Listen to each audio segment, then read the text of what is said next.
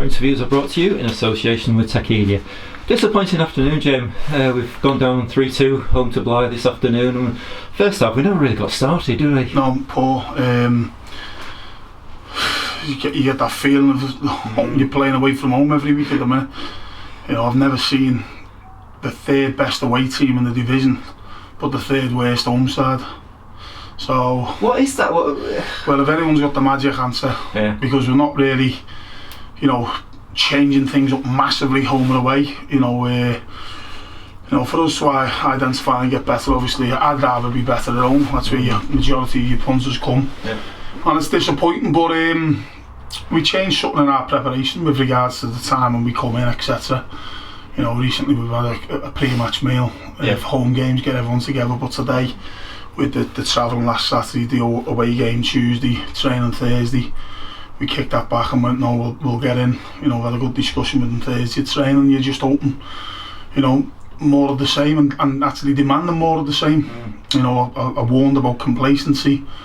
But yeah, on the day we were poor first half, too easy to score against. Our Achilles heel reared its head. Typical football, you keep 5 clean sheets in 6 and then suddenly you're 3 down at half time. So but I put it down, I'm a big believer of mentality and big believer of making sure that your warm-up's right. And our warm-up has been to pages as good as it's been, so you're thinking, great, the lads are at it, they're ready. We've said all the right things, we've assigned people to people from set plays, we've gone through where the strengths and weaknesses lie. It was hard to know how they were going to play with regards to the formation, because the last couple have been 3 at the back. Went back to a 4-2-3-1 today. Spoke about certain areas where we can press, etc., where they're going to be strong, where they're going to be weak.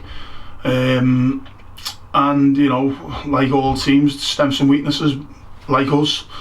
But our strength recently has been our rear guard action and strong and robust, and then that went all apart, didn't it? But from minute one, from the first kick-off, we give a corner away within 4 or 5 seconds. Now that is just criminal. An opportunity for the away side, that should be us making sure that we win that header. It goes back up the pitch. They've just travelled a long way and we put them under pressure straight away, but they kick the ball our corner. We don't deal with it and we end up entered straight out of play for the corner. So straight away they're on the front foot and we never really got to grips. We huffed and puffed and had little bits and pieces, but look at the first goal, we've got to deal with the ball. We speak about protecting centrally, take responsibility, channel side marking, deal with the man. Does Chris need to come? That's something we've been strong on, isn't it, in the away games? And especially when you have 3 at the back, you're thinking you're going to be a bit more robust, but it's just criminal. Our centre forward, after whatever minutes it was, can just roll the ball into an empty net. And then obviously the second one, can we get anyone tighter on the edge of the box? And the third one's a free header from a set play who someone's assigned to, but if he gets away from him, who's going to get him out of trouble and make sure that can we take it, can we head it away, what can we do better? But I'll say 3 terrible goals from our point of view to concede. And credit to the opposition and respect to the opposition. We knew from when we played up there, and very similar, we were 3-1 down at half time and come back to 3-3, we mentioned that. But I looked over them. Their expected goals are slightly better than what they've been doing. And they're a good football side. They're well drilled. They've got a lot of lads who come out of academies. They do try and play that way. That's the way they want to play. But what it does do, it makes them a little bit vulnerable on the turnovers. And we spoke about that before the game, being able to win the ball in the middle third and counter attack. And that's probably our best chance. And obviously the goal come from that, where we took it and we made the runs and we got on the box and we scored a good goal. But yeah, they're an alright side, and as I say, they've probably been a little bit hard done by, because performances have been better than results. We came back alright in the second half, didn't we? We had a good second half, but again, it was always going to be that way, because you think it can't get any worse than being 3-1 down. So it's a little bit of a reaction, and we got that, and we were camping there hard for the majority of it, but ultimately we get the goal and you're thinking, come on, get the foot on the gas. But there's loads of off and puff after that, and they ran the clock down when they had to, and all the game management bits and pieces. We don't help ourselves, and I spoke to 1 or 2 about that after the game. How you end up running the clock down for the opposition, There was a couple of things there. Passing back when it could have gone forward. Well, a little bit that, and getting involved in melees when there's 1 minute to go and things like that. Someone said to me about the game management at the fans forum a couple of months ago, but all we can do is try and educate and try and teach them and show them clips and speak to individuals. But I think our game management has come up and been good on the run that we've been on. But yeah, it's a difficult one to take. We're at home, we're desperate to do well at home. We want to finish the league as strong as we can.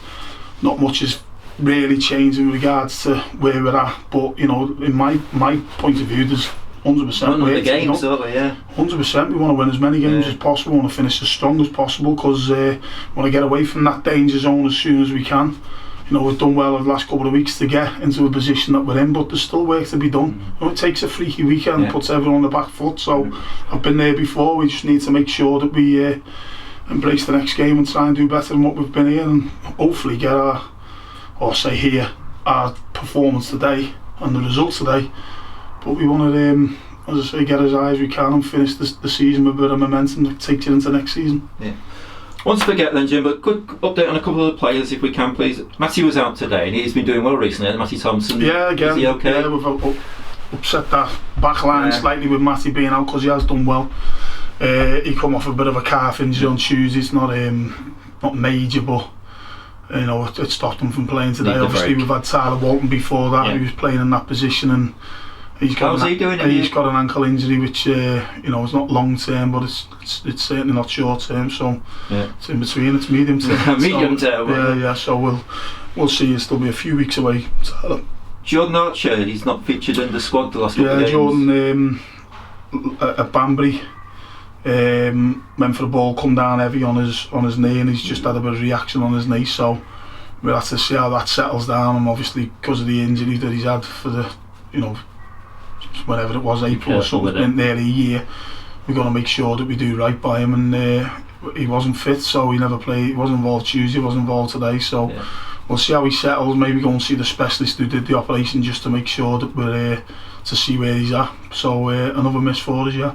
We missed Josh Hamami today. He's suspended, isn't he? Josh Hamami, two game suspension. I think we missed Josh as well today. His running power and his willingness to go beyond. And Festus Arthur's loan ends today, I think, doesn't he? I think there's work to do just to finalise that one. Is that right? Yeah, we discussed it in the week. Halifax are happy. We're happy. It's just sorting it out. So that should take place over the next 24-48 hours. So as I say, it was spoke about Thursday, Friday.